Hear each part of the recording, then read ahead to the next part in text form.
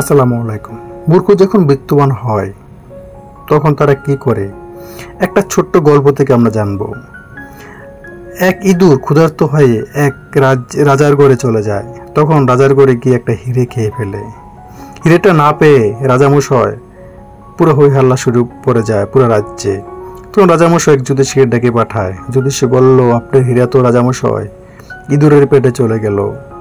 তখন রাজামশাই সিদ্ধান্ত নেয় যে এক শিকারীকে পাঠাবেন, প্রত্যেকটা ইঁদুরকে ধরে এনে তাকে তার হিরেটা যেমন নিয়ে আসে।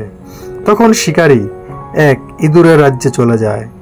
ইঁদুর খোঁজ করতে করতে গিয়ে দেখলো যে একটা সাধারণ ইঁদুর রাজ্য বেশে ভাব নিয়ে বসে আছে, আর বাকিগুলো ইঁদুর তাকে পাহারা দিচ্ছে। তখন আর বুঝতে দেরি হলো না, সে খেলো নাকি অন্য কেউ খেলো। তখন সাথে সাথে তাকে ধরে পেটটা কেটে সেই ইঁদুরের কাছ থেকে হিরেটা নিয়ে নেয়। হিরে নেওয়ার সাথে সাথেই রাজ্যে চলে যায় শিকারী। রাজ্যে যাওয়ার পরে তখন রাজামশাই তাকে পুরস্কৃত করার জন্য রাজ্যসভা ডাকলেন।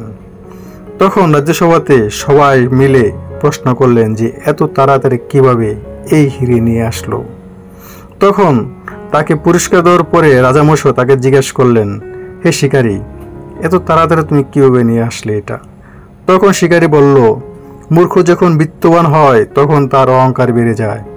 একই অবস্থা করেছিল সেই ইঁদুর, সেই হিরে পেয়ে তার জাতকেও ভুলে গেছিল। তখন সে নিজেকে রাজা ভাবতে শুরু করলো।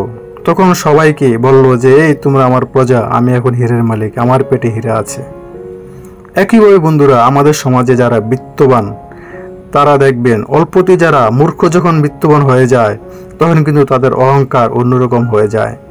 অতএব বন্ধুরা, আমরা যারাই অল্পতে পয়সা হচ্ছি বা ভালো ইনকাম করছি, তারা যেমন এরকম মূর্খতা আমাদের ভিতরে না আসে, আমরা যেমন জাতীয়তা ভুলে না যাই। বন্ধুরা, ভিডিওটা কেমন লাগছে জানাবেন অবশ্যই কমেন্টসে।